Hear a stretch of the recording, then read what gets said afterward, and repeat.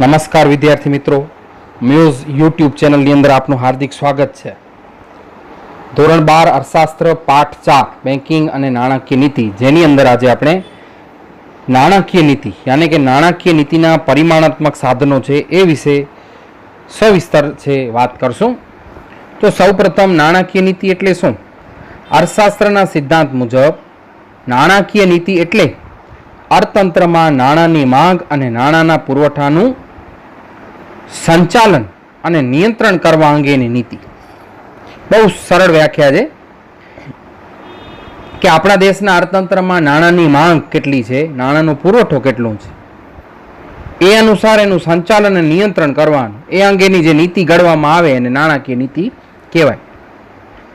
નાણાંની માંગ અને પુરવઠામાં અસમતુલા હોય, વધઘટ હોય, બંનેમાં એકમાંથી કોઈક વધારે હોય તો એક ઓછું હોય, તો અર્થતંત્રમાં ફુગાવો અને મંદી સર્જાય. જે કારણસર આપણા નાણાંના મૂલ્યને આંતરરાષ્ટ્રીય બજારની અંદર અસર પહોંચે છે, જે આપણે અવારનવાર જોઈએ છીએ. ડોલરની સામે રૂપિયો નબળો પડ્યો તથા અર્થતંત્રમાં અસ્થિરતા આવે છે. માટે નાણાંની માંગ અને પુરવઠાનું સંચાલન અત્યંત જરૂરી છે. આથી નાણાકીય નીતિને સ્થિરતા લાવવા માટેની નીતિ તરીકે પણ ઓળખવામાં આવે છે. ભારતમાં શરૂઆતના વર્ષોમાં નાણાકીય નીતિનો હેતુ નાણાંનું પ્રમાણ, મૂલ્ય અને સ્વરૂપને નિયંત્રિત કરવાનો હતો. શરૂઆતના જે વર્ષો હતા એમાં નાણાકીય નીતિનો હેતુ નાણાંનું પ્રમાણ, મૂલ્ય અને સ્વરૂપને નિયંત્રિત કરવાનો હતો. હાલના સમયમાં નાણાકીય નીતિનો ઉપયોગ શાક સર્જનના નિયંત્રણ માટે થાય છે. યાની કે આપણે બચત તરીકે બેંકની અંદર નાણાં મૂકેલા છે, એમાંથી બેંક જે શાક સર્જનનું કાર્ય કરે છે એને નિયંત્રણને લાવવા માટે છે એનો ઉપયોગ કરવામાં આવે છે. કેટલીક આપણે વ્યાખ્યા જોશું. સૈદ્ધાંતિક વ્યાખ્યા તપાસીએ તો નાણાકીય નીતિ એટલે શું? નાણાકીય સત્તા દ્વારા લેવાયેલા એવા સભાન પગલાં જે નાણાંના જથ્થા, ઉપલબ્ધિ અને નાણાંના ખર્ચમાં પરિવર્તન લાવે. બીજી વ્યાખ્યા છે સામાન્ય આર્થિક નીતિના હેતુઓને સિદ્ધ કરવા માટે સર્વોચ્ચ બેંકના હસ્તક નાણાંના પુરવઠાને અંકુશિત કરવાના સાધનો સોંપતી નીતિ એટલે નાણાકીય નીતિ. અને સાદા શબ્દની અંદર આપણે એમ કહીએ તો દેશમાં આર્થિક વિકાસની પ્રક્રિયાને ધ્યાનમાં રાખવાનું, પ્રજાનું હિત લાભ જાળવવાનું, આર્થિક સ્થિરતા જળવાય માટે સર્વોચ્ચ બેંક દ્વારા નાણાંનો પુરવઠો અંકુશિત કરવા અંગેની નીતિ, જેને નાણાકીય નીતિ કહેવામાં આવે છે. વિદ્યાર્થી મિત્રો, એક સાદી વ્યાખ્યા અને એક જે સૈદ્ધાંતિક વ્યાખ્યા આપવામાં આવી છે, આપણે આ બંને વ્યાખ્યાઓ જે છે તૈયાર કરવી જોઈએ. ત્યાર પછી વિદ્યાર્થી મિત્રો આપણે નાણાકીય નીતિના સાધનો એ વિશે આપણે ચર્ચા કરશું. તો સર્વપ્રથમ આપણે અહીં વાત કરીએ કે બેંક રેટ. પહેલાં તો નાણાકીય નીતિ છે એના પરિમાણાત્મક સાધન કહેવાય કોને? તો પરિમાણાત્મક સાધન એને કહેશું આપણે કે સમગ્ર અર્થતંત્ર પર જે એક સરખી અસર પહોંચાડે એવા સાધનને પરિમાણાત્મક સાધન કહેવામાં આવે છે. નાણાકીય નીતિના પરિમાણાત્મક સાધન કહેવાશે. જેમાં આપણે પહેલી જે વાત કરશું એ બેંક રેટ, બેંકનો દર, બરાબર, એના વિશે વાત કરીએ. જ્યારે વેપારી બેંકો નાણાંની અછત અનુભવે, વેપારી બેંક નાણાંની અછત અનુભવે ત્યારે આરબીઆઈ પાસે નાણાં ઉધાર લે. આરબીઆઈ વેપારી બેંકોને લાંબા ગાળાનો ધિરાણ જે વ્યાજના દરે આપે ને એ દરને શું કહેવાય? Bank rate. વિદ્યાર્થીઓ ખ્યાલ આવી ગયો? બરાબર. વેપારી બેંક આરબીઆઈ પાસેથી રકમ લે, જે વ્યાજના દરે રકમ લે ને એ વ્યાજના દરને શું કહેવાય? Bank rate. આ એક સમજૂતી, બરાબર ને, ટૂંકી સમજૂતી.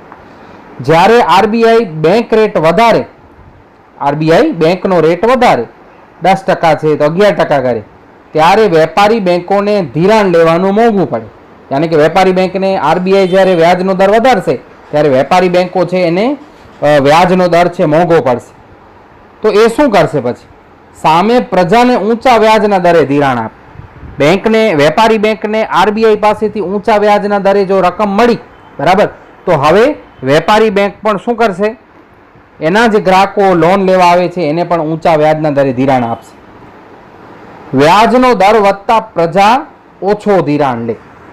સામાન્ય રીતે વ્યાજનો દર જો વધુ હોય બેંક પર તો પ્રજા છે એ લોન ઓછી, ધિરાણ ઓછી લેવા જાય. આમ નાણાંનો પુરવઠો શું થઈ જશે? બજારની અંદર ઘટી જશે. જ્યારે અર્થતંત્રમાં ફુગાવો ભાવ વધારો હોય ત્યારે આરબીઆઈ બેંક શું કરશે? રેટ વધારી નાણાંનો પુરવઠો ઘટાડી નાખશે, જેથી ફુગાવો ઓછો થશે. મંદી હોય એનાથી, જ્યારે મંદી આવશે ત્યારે તે હવે એનાથી વિરુદ્ધની પ્રક્રિયા કરશે. બરાબર ને? જ્યારે નાણાંની માંગ કરતાં નાણાંનો પુરવઠો વધુ હોય ત્યારે ફુગાવો સર્જાય. માંગ કરતાં પુરવઠો વધુ હોય ત્યારે ફુગાવો સર્જાય. એથી ઉલટું હોય તો મંદી સર્જાય છે. બેંક રેટ ખૂબ નીચો રાખવાની નીતિને સસ્તા નાણાંની નીતિ કહેવાય. પરીક્ષામાં એક ગુણમાં પ્રશ્ન પૂછાઈ શકે, સસ્તા નાણાંની નીતિ કોને કહેવાય? તો બેંક રેટ ખૂબ નીચો રાખવાની નીતિ, એને સસ્તા નાણાંની નીતિ કહેવાય. બેંક રેટ ખૂબ ઊંચો રાખવાની નીતિને મોંઘા નાણાંની નીતિ કહેવામાં આવે છે. છેલ્લા કેટલાક વર્ષોથી આરબીઆઈ નાણાંનો પુરવઠો બેંક રેટ દ્વારા નિયંત્રિત કરવાને બદલે રેપો રેટ અને રિવર્સ રેપો રેટ છે. બરાબર ને? એની મદદથી એ કાર્ય કરતી હોય છે. બેંક રેટ લાંબા ગાળાનો રેટ છે, માટે તે ટૂંકા ગાળામાં બદલાતો નથી. જ્યારે રેપો રેટ અને રિવર્સ રેપો રેટ છે ટૂંકા ગાળામાં બદલી શકાય છે. આથી ટૂંકા ગાળાના નિયંત્રણ માટે એ સરળ બને છે. વિદ્યાર્થી મિત્રો, આપને બરાબર હવે ખ્યાલ આવ્યો હશે. હું થોડું ઝડપથી એને રિપીટ કરી જાઉં છું કે જ્યારે વેપારી બેંકોમાં નાણાંની અછત હોય ત્યારે આરબીઆઈ વેપારી બેંકોને લાંબા ગાળાનો ધિરાણ આપે, વ્યાજના દરે આપે, એને બેંક રેટ કહેવાય. આરબીઆઈ બેંક રેટ વધારે ત્યારે વેપારી બેંકો એના ગ્રાહકને ઊંચા વ્યાજના દરે લોન આપે છે. પરિણામે ગ્રાહકો જે છે ઓછો ધિરાણ લે અને અર્થતંત્રમાં નાણાંનો પુરવઠો ઘટી જાય. આરબીઆઈ શું કરે છે? તો કે બેંક રેટ વધારી નાણાંનો પુરવઠો ઘટાડે છે, તેથી અર્થતંત્રમાં ફુગાવો ઓછો થાય છે. આમ ફુગાવો હોય ત્યારે આરબીઆઈ બેંક રેટ વધારે છે. જ્યારે અર્થતંત્રમાં મંદી હોય ત્યારે આરબીઆઈ બેંક રેટમાં ઘટાડો કરે છે, જેથી નાણાંનો પુરવઠો વધે છે. નાણાંની માંગ કરતાં નાણાંનો જ્યારે પુરવઠો વધુ હોય ત્યારે ફુગાવો સર્જાય છે. જ્યારે નાણાંની માંગ કરતાં નાણાંનો પુરવઠો ઓછો હોય ત્યારે અર્થતંત્રમાં મંદી થશે. હવે રેટ ખૂબ નીચો રાખવો અને એવી નીતિ છે ને સસ્તા નાણાંની નીતિ કહેવાય. રેટ જે છે ખૂબ ઊંચો રાખવો એને મોંઘા નાણાંની નીતિ કહેવાય. બેંક રેટ આ બધું લાંબા ગાળાનો રેટ છે જે ટૂંકા ગાળામાં બદલાતો નથી, તેથી તે આકરો આપણે કહીએ ને હાઈ પ્રાઇસ્ડ રેટ કહેવામાં આવે છે. ત્યાર પછી આપણે રેપો રેટની વાત કરશું. રેપો રેટ કોને કહેવાય અને રિવર્સ રેપો રેટ કોને કહેવાય? તો આપણે એની સમજૂતી મેળવી કે રેપો રેટ નાણાંના ટૂંકા ગાળાના નિયંત્રણ માટે સરળ છે. રેપો રેટ, હું રેપો રેટની પ્રથમ વાત કરું છું. બરાબર? તો જ્યારે વેપારી બેંકોને ટૂંકા ગાળા માટે 1 દિવસ, 7 દિવસ કે 15 દિવસ નાણાંની જરૂર પડે છે ત્યારે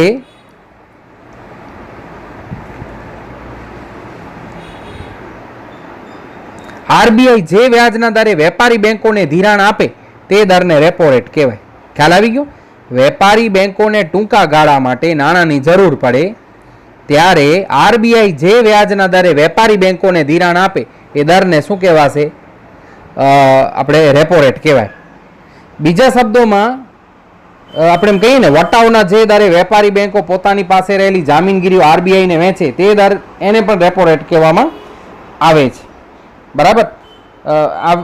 હા, હવે આપણે બીજી વાત કરીએ.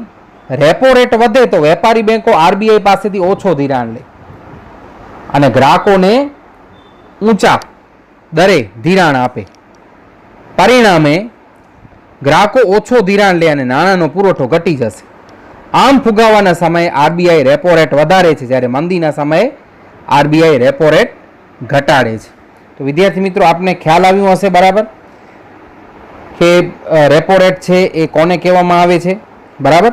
આપણે ફરીવાર એની ચર્ચા કરી.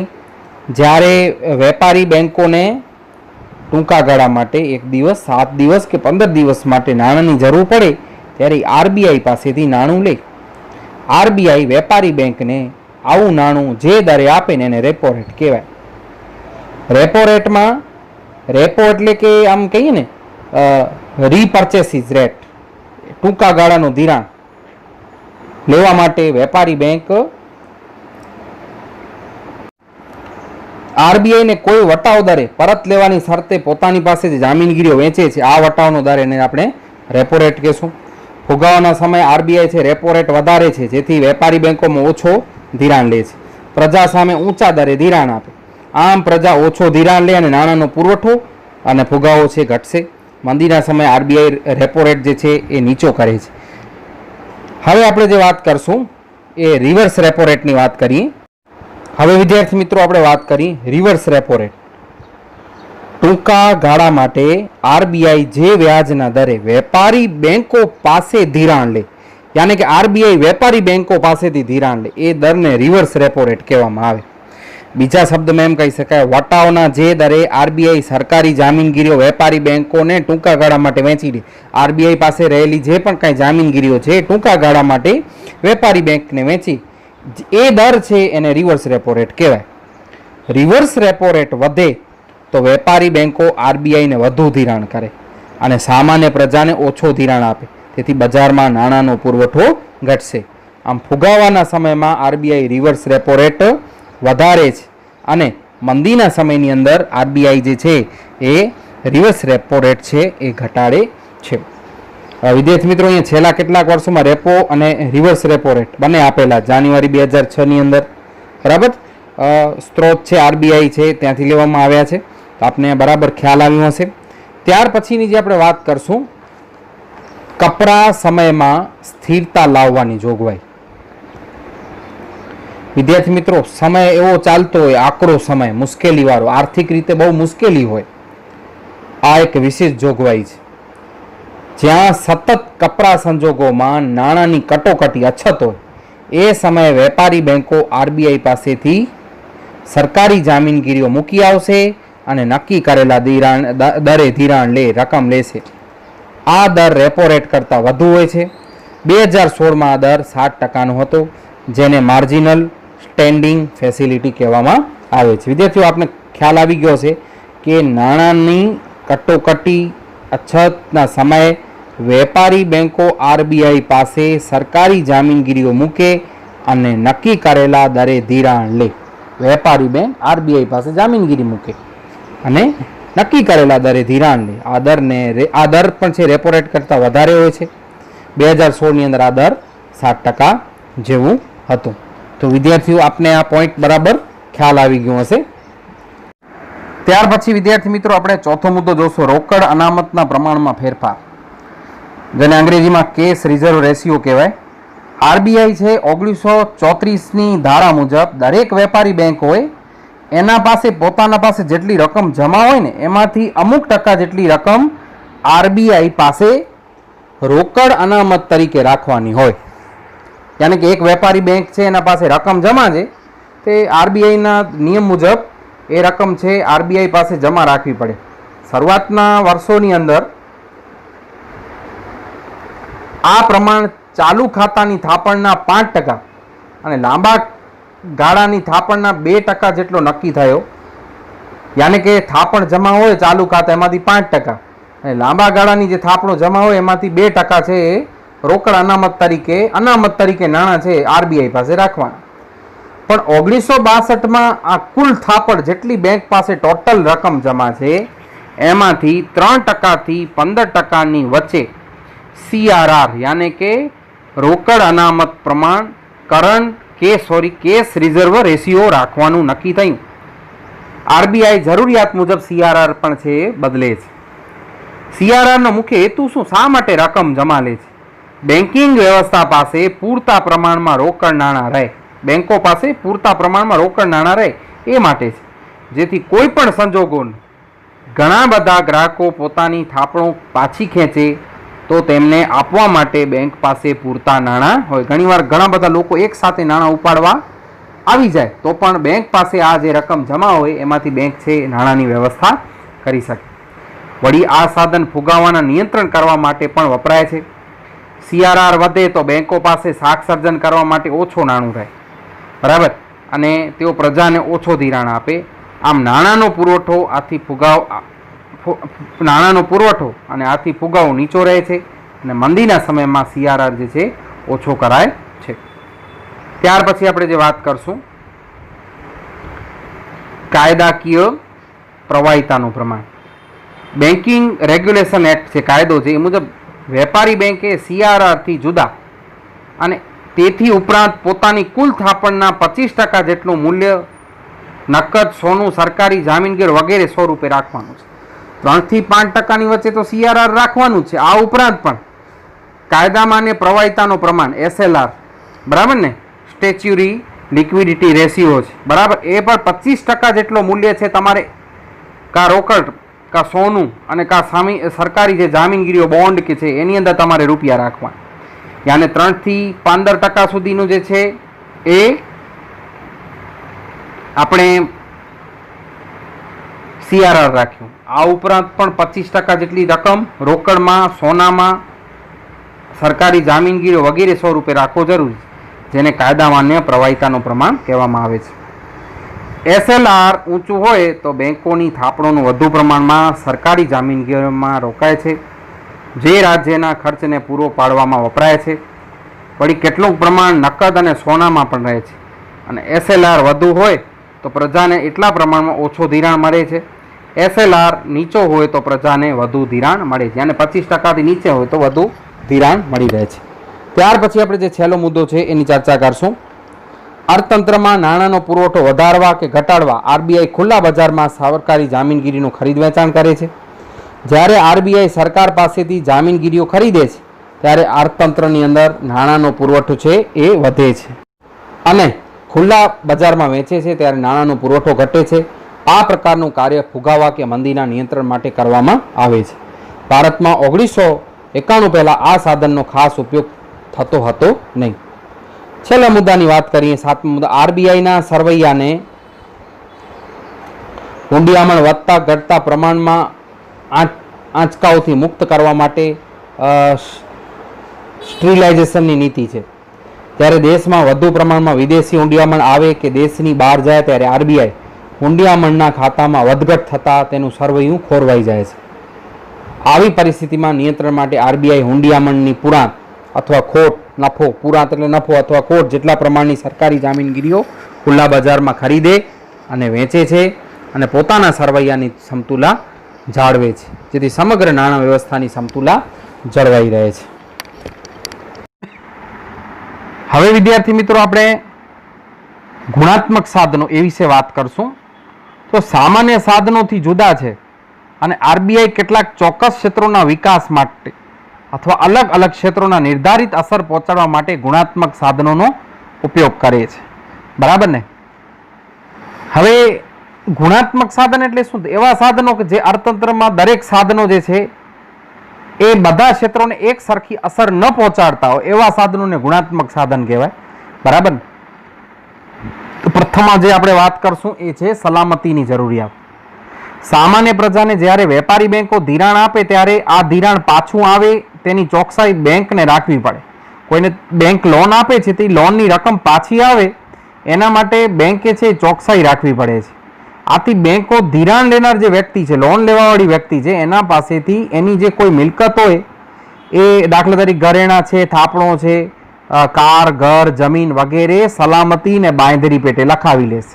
યાને મોર્ગેજ કરાવી, મકાન હોય તો મોર્ગેજ કરાવી લેશે, અન્ય મિલકતો છે એ રીતે લખાવી લેશે.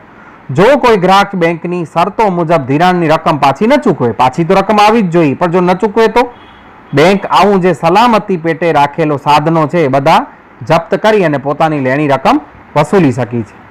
પરંતુ દેશના દરેક વર્ગને બેંકનું ધિરાણ મળે તથા ખેતી જેવા ક્ષેત્રોનો સરખો વિકાસ થાય એ માટે અલગ અલગ વર્ગ પાસે ઓછા વત્તા પ્રમાણમાં સલામતી બાંયધરી લખાવવાની પદ્ધતિ અપનાવવા RBI વેપારી બેંકોને આદેશ કરે છે.